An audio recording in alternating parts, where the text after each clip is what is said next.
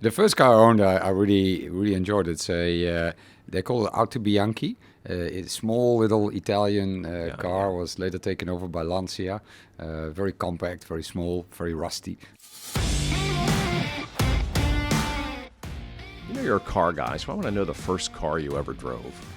The first car I ever drove instead of ever owned. That's very interesting. The first car I ever drove was a lesson car, a Ford Escort, a small little hatchback in Europe. No, not very sexy. So what's the coolest car you've ever owned? The coolest car I actually own now, I bought a couple of years ago a car for my birth year, 1968. Nice. Datsun Fair Lady. So it's a convertible, very beautiful old sports car from '68. So how often do you drive it? Quite often, actually. I would say once a week, or twice a week. I'll take it to the office, and it's good fun. I have a 1963 Alfa Romeo 2600. Nice. And it is really cool. I just don't drive it enough. No. One of my resolutions to get it out there more. Yeah. But I love the car. So you've lived in a couple places. What's the favorite city you've lived in? I like living in Yokohama, where I live now. It's a really nice place.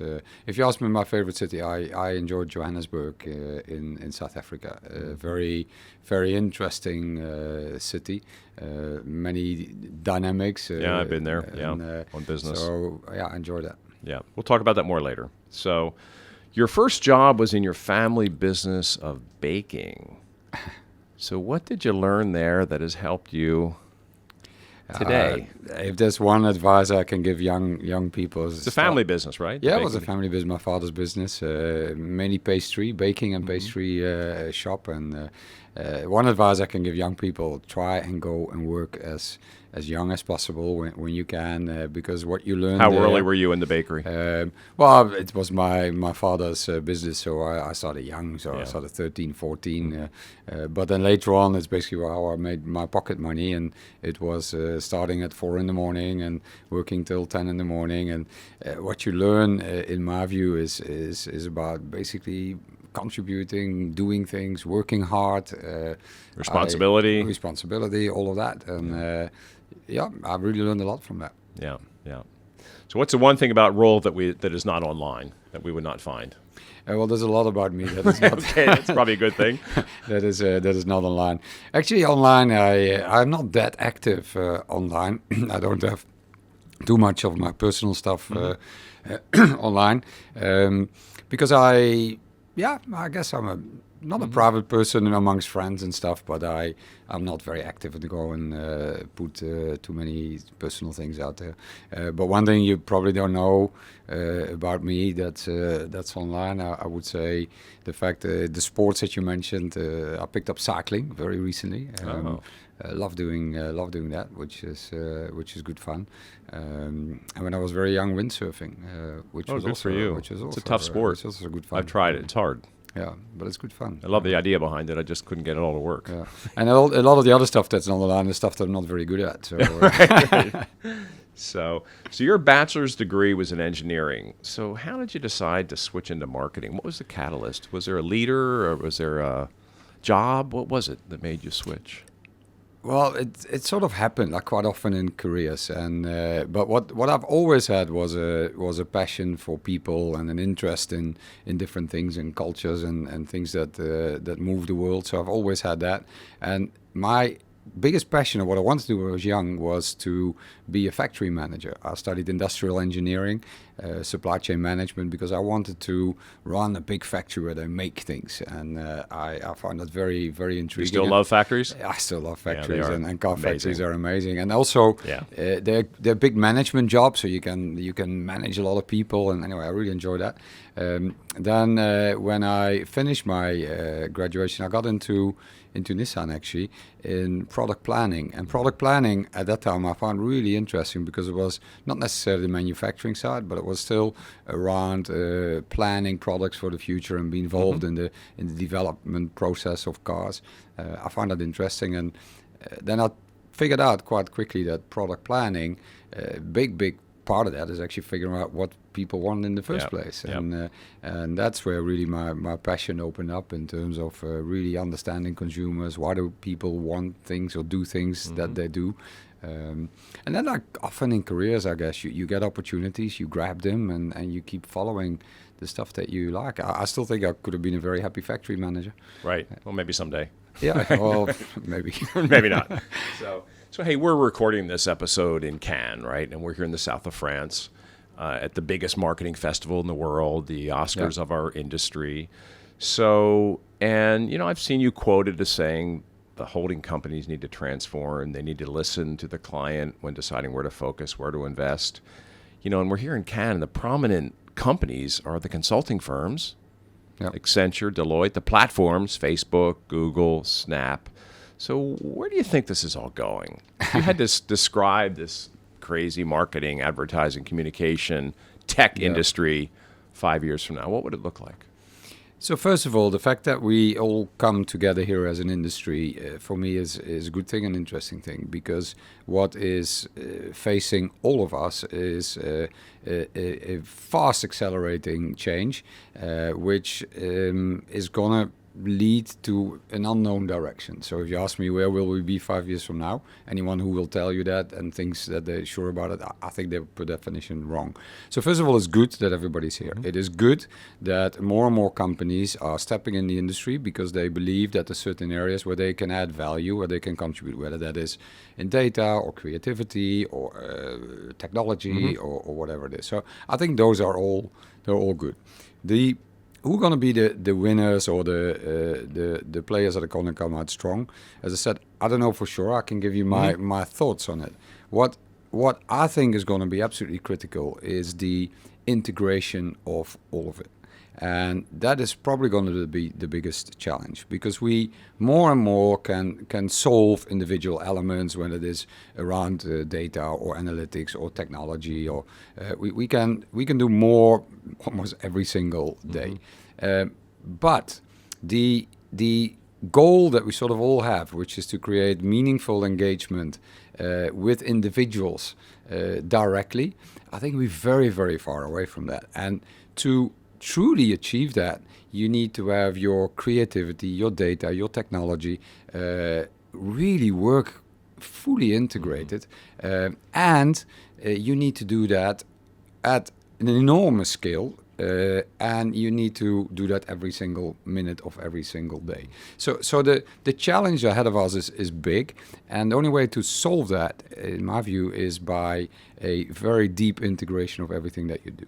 So I said quite often that for us, and by the way, every brand will make their choices, which is a beautiful thing, so there is no one solution. But I believe, in my view, that a very strong partnership with some of the key players, in our case, Omnicom is our holding company, a deep partnership with them where you really jointly work on trying to figure some of this stuff out, where we push them to do what we believe is right, but at the same time they should push us, because clients need to change just as much in this world.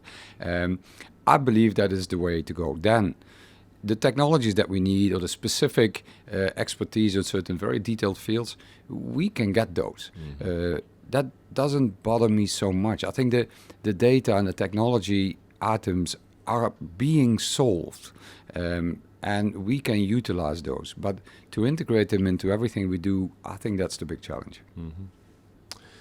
So what marketing do you really admire these days? Which companies, which brands? We're at the award shows, and you and I have both been in a lot of meetings, so we probably haven't seen a lot of work this week. Not but enough. Who do you admire these days in terms of campaigns, brands? A very wide range, and what I admire is brands that are able to be both very creative and daring, and at the same time be very consistent over a long period of time.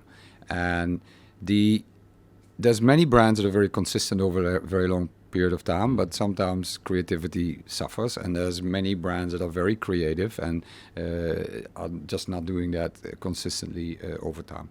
In our case, Nissan, we're probably somewhere in the middle. I would definitely not put us at the top level in that. We're trying to figure that out. For me, the brands that I admire are at the moment those brands that are really creating creative, emotive, human connection with people. And I wouldn't mention individual brands because I think there are many individual examples rather than brands. I honestly believe, Jim, as an industry, we have a lot to figure out. I think any brand that thinks that they're on top of this thing, they're probably wrong. And I also don't want to also our own people that listen to this maybe, I don't want to send a message saying, well, hey guys, this is the benchmark. I don't think we have figured out the benchmark yet. That's my honest answer. Yeah, there's lots of inspiration around, right? And lots of companies doing interesting things. I mean, look at Amazon for customer obsession and speed. You know, you can look at Google for just the unbelievable innovation on search. They just never stop. You know, so of course there's things we can learn from everyone. A lot of startups, the passion, the energy, the disruption, the agility.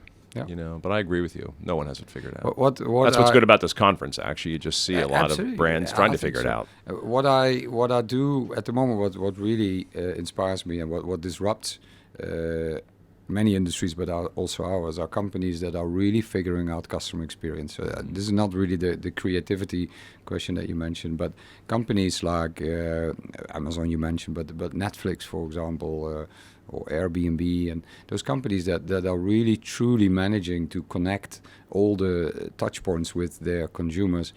I think they are really driving change for everybody else because they're setting a new standard that we all have to live up to. Now, I would not use them, and that's why I'm so nervous to use brands as examples, because to us, they are not necessarily an example in terms of how can we follow, because in the car industry we are a 100-year-old industry, and we've built up a lot of legacy, and a lot of these brands they started something new. They saw a certain friction point in the consumer experience, or sort of an unmet need. They went for it and they did an amazing job.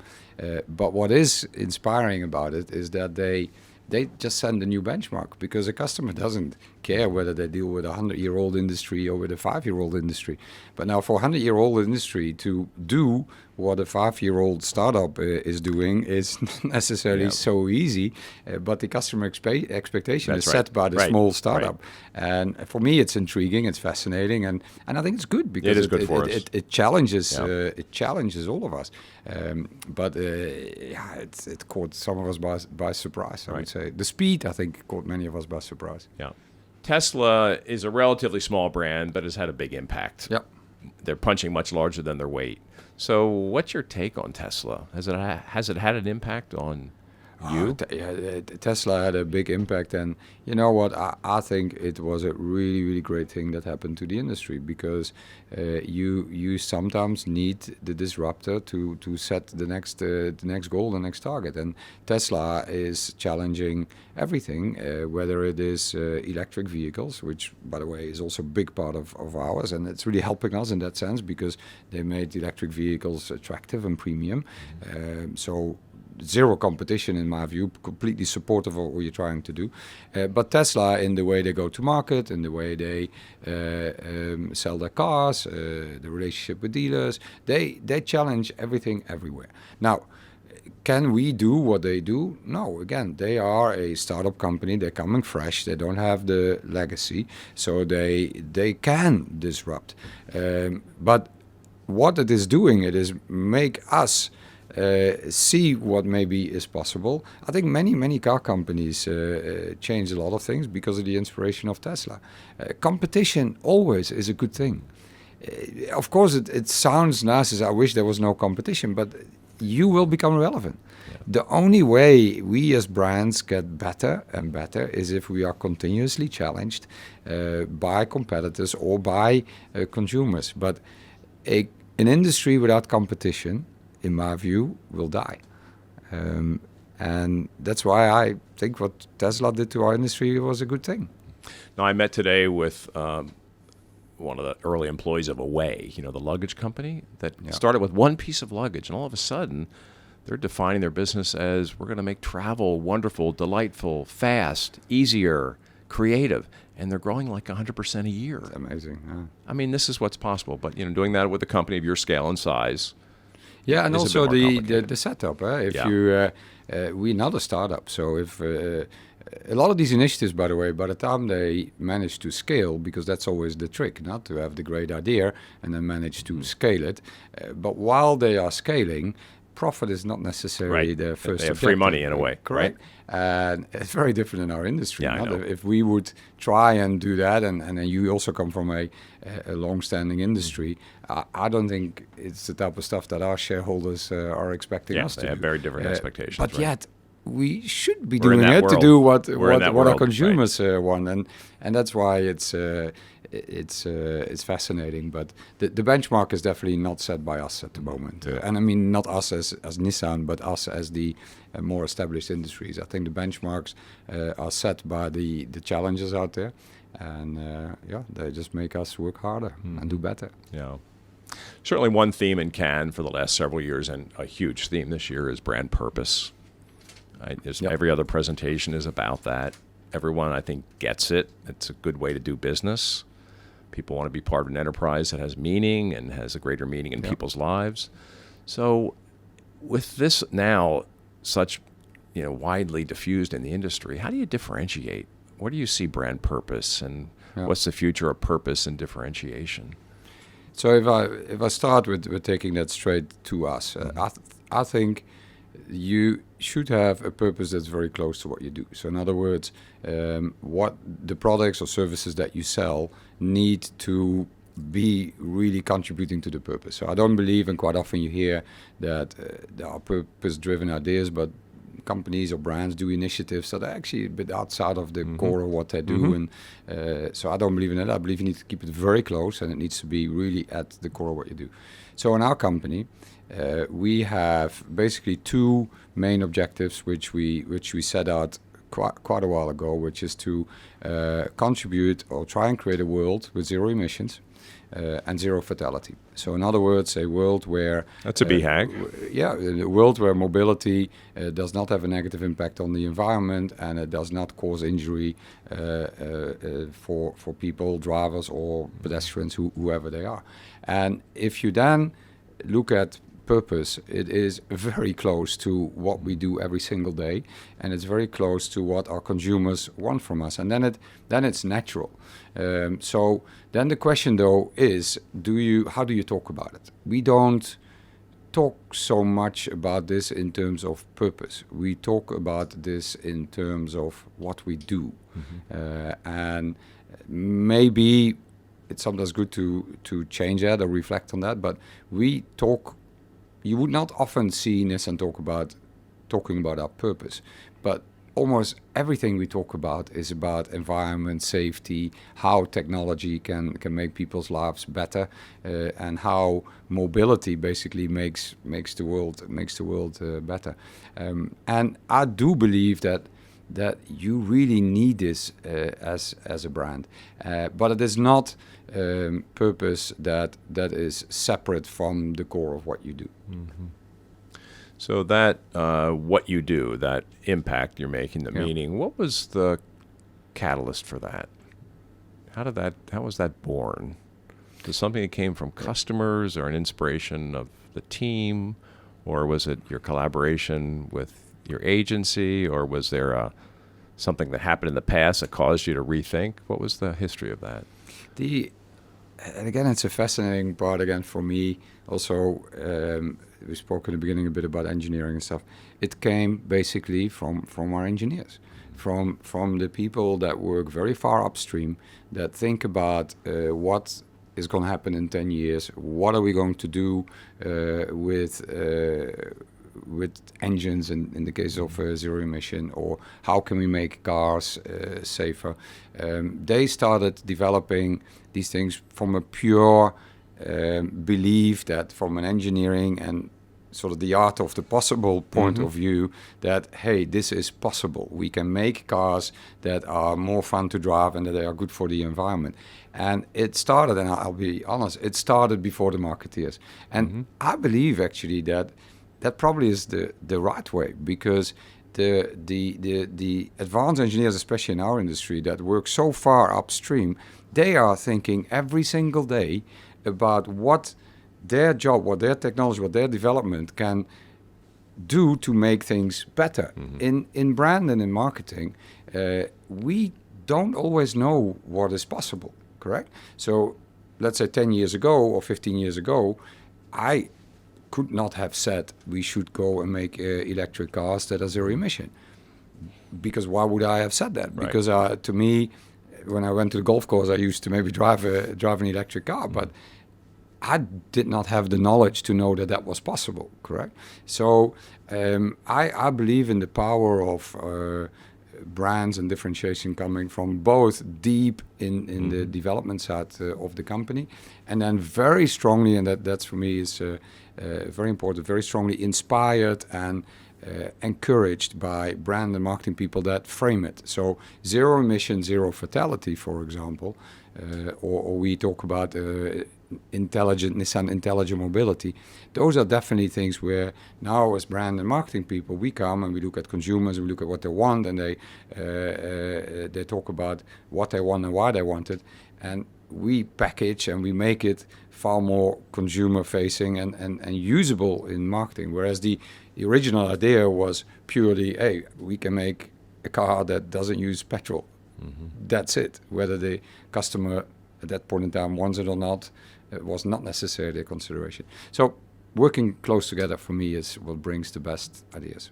So we're already talking about your company and your brand, and you've been with Nissan 21 years, Yep. pretty much your entire Longer, career yeah. after university. And you worked in the Netherlands, your home country, you worked in South Africa, and now you're working in Japan. So I'd like you to reflect on your career, and if you would, give me a leadership lesson from each of those times in your career that's helped shape you to be the person you are today. Yeah. So, the career. If you reflect on your career, first of all, I think what's important is that in your career you always do everything you do with passion and with a positive attitude and mindset, and you should always have an interest in people.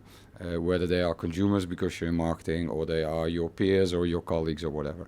And if you really, truly, genuinely have that, I think careers can be very rich. And I believe if then on top of that you've got a healthy doses of intellect, which most of us have, I think careers can be very rewarding and very, very encouraging.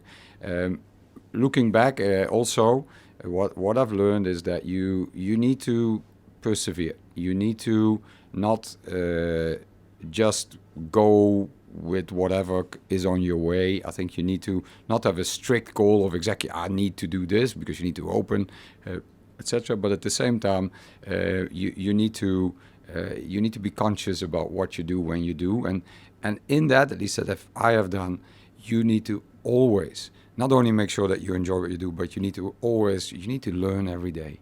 When you get to a job where you feel, you know what, I'm not learning here anymore, I'm not growing anymore, at least in my case, you figure out how you get more responsibility. It doesn't necessarily you can walk to your boss and say, hey, I'm bored, I need another job. It doesn't work that way.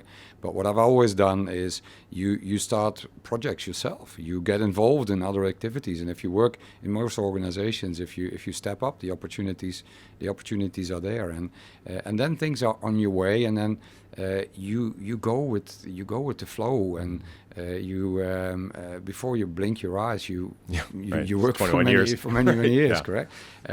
The other thing that I really enjoyed in my career, which I think is good, is do jobs that look at things from different angles. I've been in sales, I've been in marketing, I've been in product planning, I've done what we call program management, which is really a combination of financial, engineering, technicals, basically the project leader of the development of cars.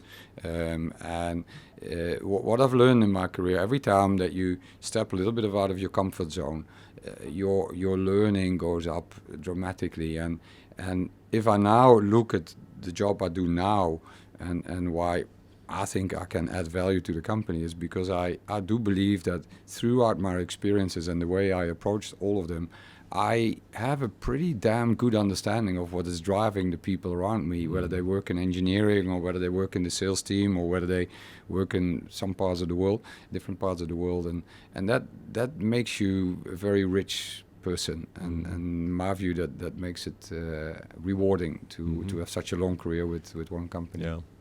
So you were in South Africa, and I'm not sure there's any other CMO in the world who had a couple of meetings with Nelson Mandela. Yeah, you asked about leadership. And tell me about that. You. I mean, why did those meetings happen? What were the objectives? I mean, what did you learn from that? What?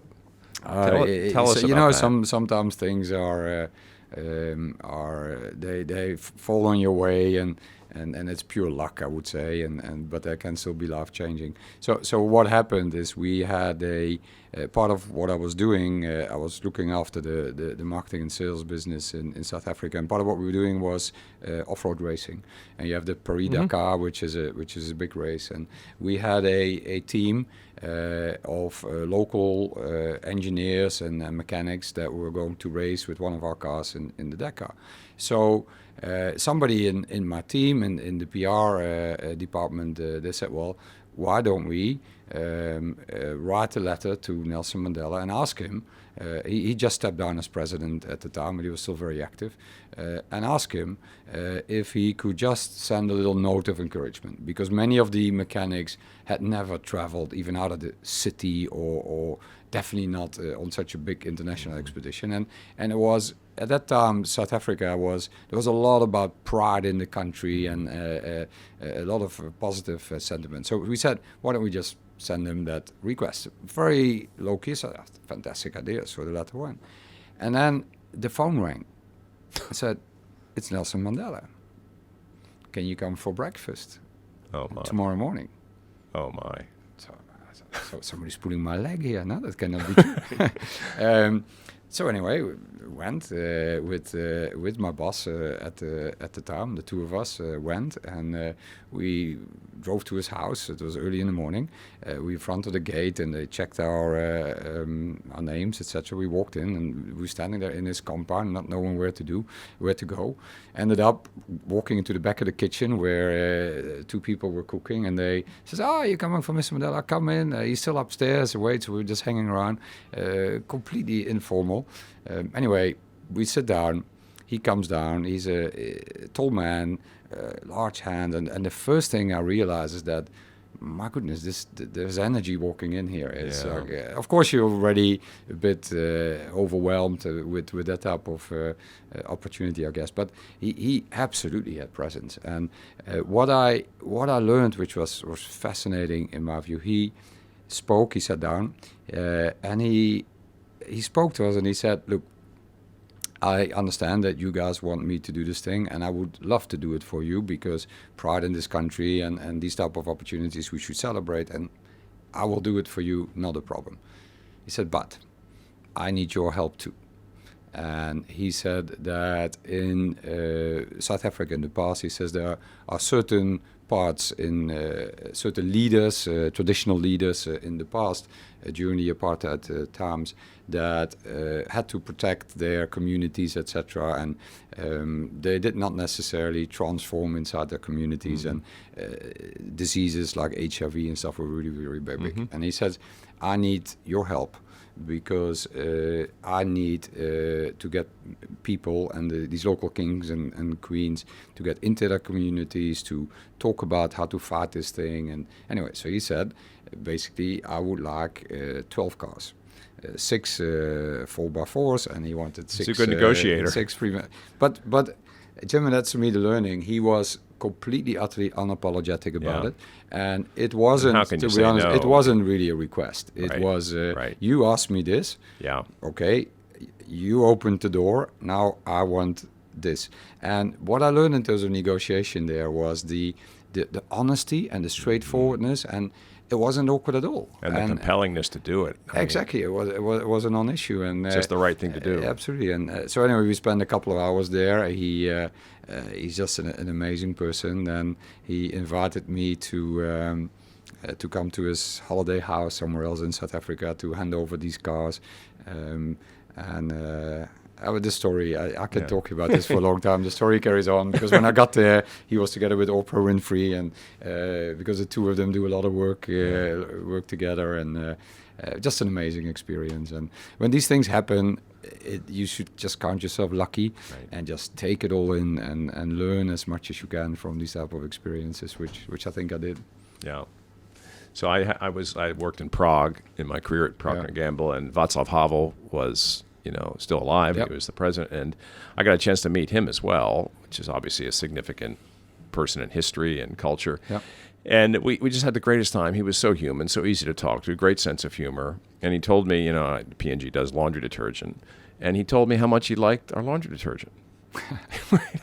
And I said, well, that's great. Would you be a spokesperson for us? He just laughed.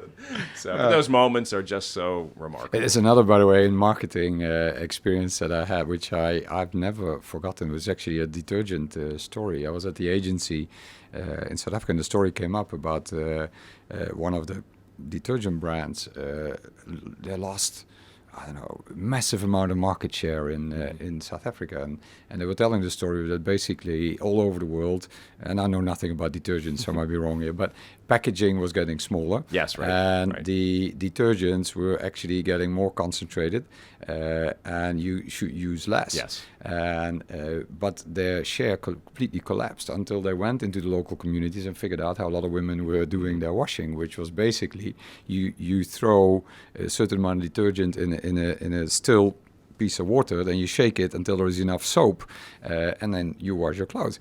And the only thing they forgot to do, because they didn't think it was important, was to make sure that this stuff creates a lot of soap. So it did not create a lot of soap, and their share just went right down. But anyway, it's these small moments where you listen to them and you say, you know what? And in Japan, we talk about the Gemba, which is the place of operation where it goes. And still today, this concept of go to the Gemba, go where action takes place, go to real people, go to real consumers, talk to everybody, because what you learn there is essential to do your job. Every marketing failure I had, I did not pay attention to the consumer. I either reapplied a global model or made an assumption. And it's so easy to happen. Yeah. It's so easy to happen because we lead busy lives, and the only way to fight against that, because I think us marketers, we have to fight against it every day, because it's so easy, and especially when you have a lot of experience, you start to think that you know certain things, is to keep your passion for talking to people and to look at things and experience things. Mm-hmm. So one last question about Mandela. When you think about your experience with him, what as a leader did you sort of take away? His naturalness, his humanity, his warm personality, his charisma. I mean, actually, all of that. But look, I lived there also in South Africa, so it was not only that experience. But he did that, even in that meeting, he did exactly the same. But his ability to bring people together for a common purpose and a common goal, and to do that using all elements of humanity is overwhelming, because he was charming. I was there, by the way, with my boss, who's a white South African, and he was very straight with him. And he said that there were a lot of benefits to you in the previous system, and now we need to build a new country, and now it's time to give back. And he spoke about our company having so at times he was firm, not confrontational, but pretty direct. Then he was very warm. Then he was very direct. He was a very unique person in bringing all of these elements together in a super powerful mix. And then his strength, of course, if you listen to his story and you read his history, is that to do that at the most difficult of times. I mean, this breakfast he probably forgot about it the minute after, and I still think about it 25 years later. But he did the same in the most difficult of times, for him personally as a human, for the country, for everything. And he managed to do exactly the same, use all elements that we have been given as humans, and somehow always package them in the right in the right mix of things. Truly remarkable. Yeah, it's amazing. Okay, let's get back to talking a bit about your company and your role. You've been so you have a long job title and a good job title. So it's head of global marketing, VP, head of global marketing, communications, customer experience, and brand. That's a big scope. And you've been at this about 6.5 years? Yep. So tell me about your job. Where do you focus? What do you do? How do you spend your time? What can other CMOs learn about how you approach your work? So I guess like many of us, a lot of my time is talking to people. I think that's a very big portion of my time. What I still do a lot, and I really believe in that, and I think in our company that's pretty common, but you still have to be pretty knowledgeable about the content of what's going on. So I stay very close to reality. I still approve every single main ad in the world every week. So how many is that in a given week? Well, so I don't do an Instagram picture, for Yeah. example, but major campaigns that I look at every week is at least 20 to 30, and then because we've delegated, my team will then go another level down. They go in all the videos, so we probably do over 100 every single week, and I think it's important because you need to know what's going on. So a lot of time talking to people, a lot of time really getting into content discussions of what's going on. I do, fortunate or unfortunate, but probably 30-40% of my time are corporate meetings, which Sure. we just have to be part of. In terms of the where do I spend most of my time at the moment, especially in terms of intensity, I would say it's what we discussed in the beginning. What are the structures, the processes that we need to develop and set up to become a good marketer for the future? So agency structures, partnerships, how do we use technology, etc. That we start up. That is a big part of what I spend my time on. And the other one, and that's probably actually the biggest one, is on customer experience. I believe the future of marketing is the management of the customer experience. So I don't know if the word marketing still exists in the future or the word customer experience doesn't exist. I don't know, but I believe it's going to be one thing. And I'll give you one example. In our industry, we are very lucky that we have a very deep relationship with our consumers over a long period of time. But at the same time, we have a complex one because, of course, the purchase process for a vehicle is a very long but emotive and involving process, which I think again is a big opportunity. But consumers do a lot of searching, testing, connecting. Sure. Often. We finance cars. We're a big bank. So most of the cars, many of the cars that we sell, we actually finance. So we're actually a big bank. We insure cars. The cars themselves these days are basically a sophisticated computer, a very sophisticated computer, by the way. They are a very sophisticated smartphone. They're a television. And on top of that, they need to drive and be safe. And by the way, drive by themselves. And then our consumers have relationship with our dealers, right, and they service the vehicles over 5 years time, then they trade them in, etc. So many touch points. Now, today, the industry is, and not only us, but all of us, we have these touch points unconnected. Not all of them, but many of them are not really connected. So for you as a consumer, when you want to book a service, maybe for some of us, there is an app where you can book the service, but can you in the same app check what is your outstanding finance, or if you trade in your vehicle today, what value would you get, no, or how you could maybe change your not driving behavior to be more efficient? It doesn't exist, and the customers really, I think, want that and expect that. So we need to build an integrated, frictionless customer experience because our customers want that. But the other reason we need to build it is that will give us the ticket to exist another 100 years. Because if we really do that, we create an experience for consumers that they want to have with us. Because within the Nissan family, it is better to hang around than to step out and buy my car online from some external company or service my car with another player, because I step out of the ecosystem that really looks after me.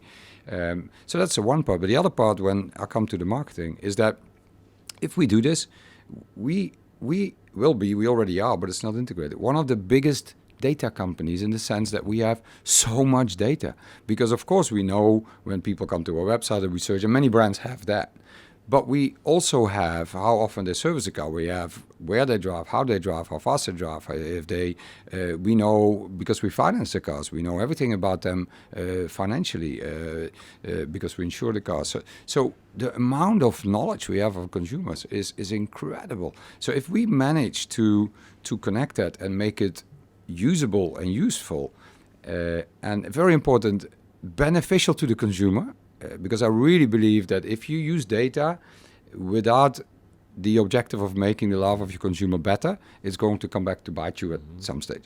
But if we use all of that data to make our customers' lives better, we will do marketing in a completely different way to today, because you basically continuously optimizing each one of your touch points with your consumer. And the touch point, by the way, can also be the watching of a YouTube video, correct? It's one of the touch points, but so is I'm servicing, so is whatever they do inside of the vehicle.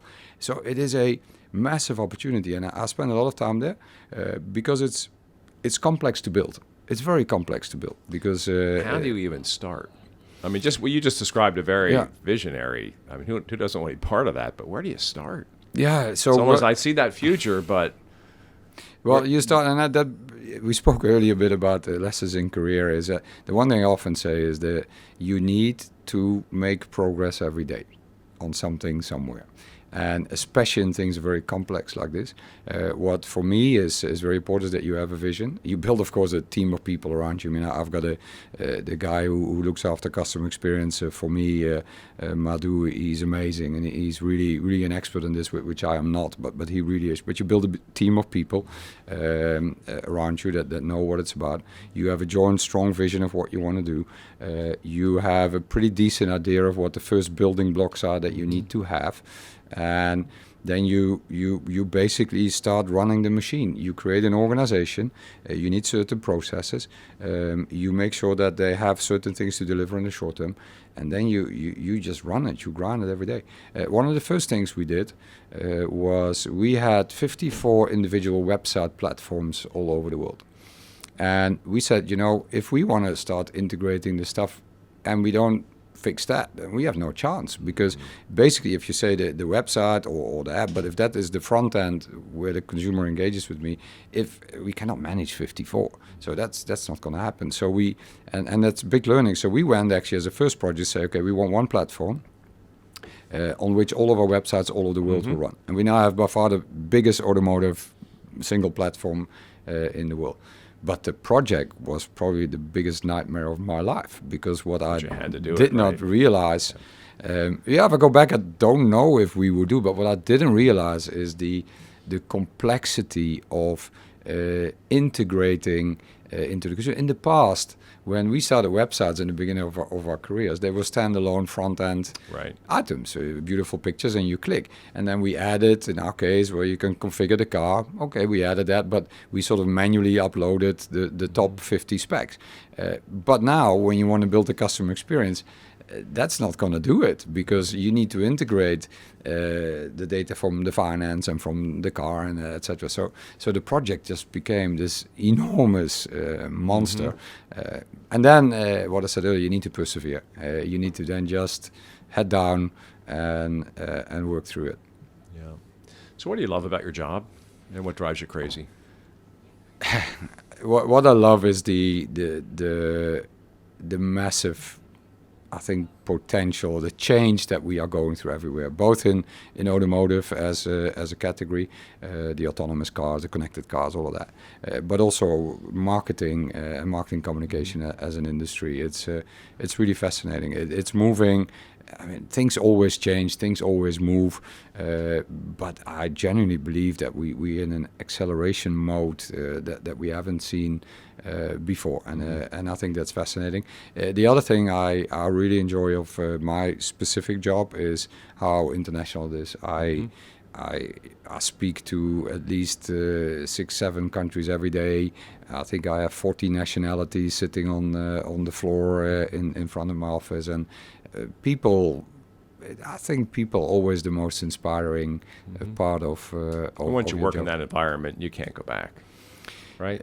Back to what? There's something more simple, like No, yeah. Sometimes I play golf every day. Or, No, but I mean, working around lots of nationalities and the diversity. It's just no, it's interesting. it's very addictive. Yeah. It's very addictive and it's very inspiring, and you actually realize that when you then go, because of course I often go to a market and I sit in meetings where you only have people from that specific market, is that how much I think some of these teams actually are missing because they don't have that exposure. But look, we're lucky. No? Right. I'm sitting here. I had a chance to work in different markets. Not everybody has that opportunity. What I think everybody does and should have, who wants to have a successful career, is an interest in people and an interest in things that happen around you. I think that we should ask of all of our employees. Curiosity, learning. I think that's the best word. Yeah. So, your company has been in the news a lot, right? Every day. Yeah. So, but every company and brand faces tough times, crises, if you want to call them that. So, what have you learned in this one that could help others? Yeah. So, first of all, when a crisis happened, there are many different types of crises, and in my career, I went through a few of them. When I was in South Africa, things were all going well, and they changed the Credit Act in the country, which means that banks were really putting the screws on financing people. So the market collapsed 20%. We all went through the Lehman shock. In Japan, I was there. We had the earthquake, Sure. and we had all these type of issues. Now, these crises are things that happen from the outside that you need to deal with. Some of what we go through now is also coming from the outside, but some inside the company come from within because you go a certain direction. It turns out to be the wrong direction, or in our case, we had a chairman who got accused of certain things. I mean, these things happen. What I learn is a couple of things. So first of all, as a leader, you need to immediately, in my view, look after your people and your teams. Because when you're in a more senior position, what the knowledge that you have of the situation and the exposure that you have to leadership in terms of understanding why we are where we are and what we are going to do about it, that knowledge is essential to the people in the organization to find their motivation. So there is no way out of a crisis, in my view, that does not have a very big portion of positive new momentum. Of course, when you hit trouble, you need to make your immediate countermeasures, which companies do, and of course we are doing. But that is not the ultimate goal, the solution. The new way is the solution. So what I learned is that you immediately take your people close to you, talk to them, involve them, explain, be honest if you don't know. Like in our case at Nissan, there's news every day, and I don't know everything, but you can prepare people also for that. They should know that they have a manager or a leader that is there to work together with them. And then the other thing, which and especially that applies for our job in marketing, that's very important, is that we as brand or marketeers, we have a very, very big responsibility to make the future of the company become visible, become alive, become something that people can hold on to, because there's of course, as marketeers and as brand, we're also part of setting the direction of the company. But what I'm talking about now is that we should not underestimate the content that we create, the messages that we send out, because people in an organization in a tough time, they look at the stuff that their company is doing. And if I come home and every time I get questions, oh, you work for Nissan, lots of stuff going on there. What's wrong? It's tough to then go and answer, especially if you don't really know the story. So, well, I also don't know, but yes, it's very tough. So we as marketing people, if we talk about, like now we spoke earlier about electric cars, about zero emission, zero fatality, or intelligent mobility, or new cars that are coming. In my view, you need to, when the crisis hits, you need to do your countermeasures and get pretty damn serious and quick about it. At that time, you probably shouldn't come with beautiful stories. Right. It's not the moment. But and that's interesting for marketeers, at that time, you need to prepare them. You're not exposing them. So I'm now spending a lot of my time with the agencies, with my people, about, well, call it Nissan Next, the next thing. So as I want to pump up our creativity, I go and say, what are the cars we're going to launch? What are the big moments in time? Plan the moment, start doing it, create energy. So because every crisis has an end. And after that, you need to very quickly go back up. And if you do that well, then many companies, not all, but most companies, come stronger out of a crisis than the way they went in. And I think that will happen to Nissan too. People like comebacks. Yep. Human beings like to see organizations come back, right? Correct. It's a classic story. Yeah, and organizations. Resilience. Organizations, that's actually what I say. Organizations are resilient. We've been around for 85 years. And it's not going to be the last crisis. It's not about whether they will happen, it's what you do with them. Yeah. So I want to end with a little bit of a speed round. Okay. So I want you to tell me a non-auto brand that you cannot live without, or you just really love. Netflix. So what are you watching now? What are you watching on Netflix? Or what's one of your favorite series? Probably 3 or 4 things at the same time. So I watch a lot of there's a lot of content coming from individual local markets. So we have a lot of Nordic stories that are out there. Good crime stories. Crime stories that are out there. There's a David Letterman. I watched that too. I watched that the last episode yesterday. But that brand is making a real difference in my life, for sure. Yeah, me too. Yeah. So, your favorite ad ever? Wow, my favorite ad ever. So I would still think Apple, Think changing different. the world, think Yeah. different. That was really good stuff. Yeah, amazing. So, are you a book reader? Are you reading any book now, or is there any book that's been significant for you? No, recently? I don't read too many books. I do read books, but it's the James Pattersons and the crime stories. Vacation and, books. I must be honest. The management books and stuff. They're pretty boring. No, all maybe some of them are boring, but some feels like work. And then I'm interested. I rather listen to podcasts, which, by the way, went through an amazing. I don't know if it's a revival or not, but the amount of stuff that you have in podcasts these days is still growing. Amazing. It's a media form that is exploding. Yeah. And I think it's still, and we have many years of that to come, I think. So And it will get better and better, I think. Yeah, when I read, it's really the entertainment stuff, and if I'm interested in stories of entrepreneurs or stories or whatever, I think podcast is interesting. Yeah. So then I don't read. What podcast do you like? Well, yours of course. Especially now. But quite a bit. On NPR, there are a number which are very interesting. Yeah. So we're here at Cannes, and you have maybe a day left here. Yep. So what did you hope to get out of Cannes this year? I know you have lots of meetings, I guess, with your agencies. Yeah, the big one actually this afternoon was very inspiring. We had creatives from all over the world, and they worked up until Cannes on actually what I just spoke about, is that what are we going to come to the market with in terms of the next big, bold creative stuff. And so we had creatives really every corner of the world, from Brazil to, of course, Europe, the US to Japan, and that's really super inspiring. And that was probably my high of today.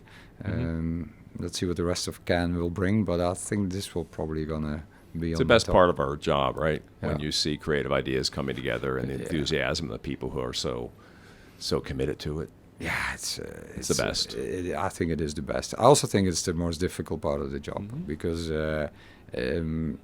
creativity is hard. And interesting enough, it is called the Festival of Creativity. And with what we said earlier, all this technology, data, role of agencies versus the consultancies, all of that stuff is taking up so much of the conversation. And creativity is in the end still what matters. It's what drives the Still business. what matters. In the end, I can figure all of the stuff out that we spoke about, but I'm now going to give you exactly at the right moment a message that I think you should hear. How I package that message is still going to be the most important thing. Yeah. Because if I don't do that in the right way, in the creative way, No it's one will going to pay mean attention. nothing. Right. And so we should have that.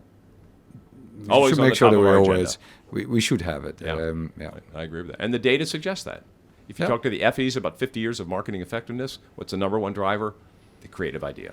Yep, Not the absolutely. media channel, No, not the creative spending, it's the idea. Absolutely. And what I find fascinating in creative is sometimes it's not necessarily that one amazing piece of content, but the creative ideas that can last over time.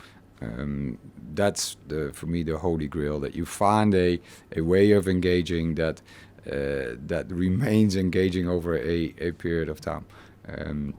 Because that is so powerful, no? Because then you can really build and build and build, and it's really the gift that keeps on giving. And I think we found some this afternoon, so I can't wait to see it. good. So last question, who else would you like to see on the CMO podcast? Or what industries would you like to see more of? Well, I think we spoke a little bit earlier about the holding companies, and I thought I'm interested in listening to someone. Of course, I do. It's a good idea. One-on-one and things, because what's interesting for me is the various players in this industry. We all have our point of view. So I'm sort of the marketeer, the client type of guy. It might be interesting to go to some of these consultancy companies and listen. Why are you making such a big play into the industry? What are your thoughts of the industry? We have the global CMO of Deloitte coming on the podcast soon. Great. Those for me interesting because, as I said in the beginning, what the end solution is going to be, I don't know yet, and it's probably going to be somewhere in one of those interviews, or a combination of little snippets of what all of these players are saying, because all of them are coming to the party with real knowledge and expertise, whether it's us as marketeers or the consultancy companies, or the holding groups, or the platforms. They all have really good knowledge about part of it. So yeah, I think it would be fascinating if you look at the same issue maybe from a couple of angles. I like it, Roel. Thanks for the idea. Thanks for the inspiration. Hey, this was great. I loved Really, it. It's thanks for doing so it. much fun. Thank you for having me.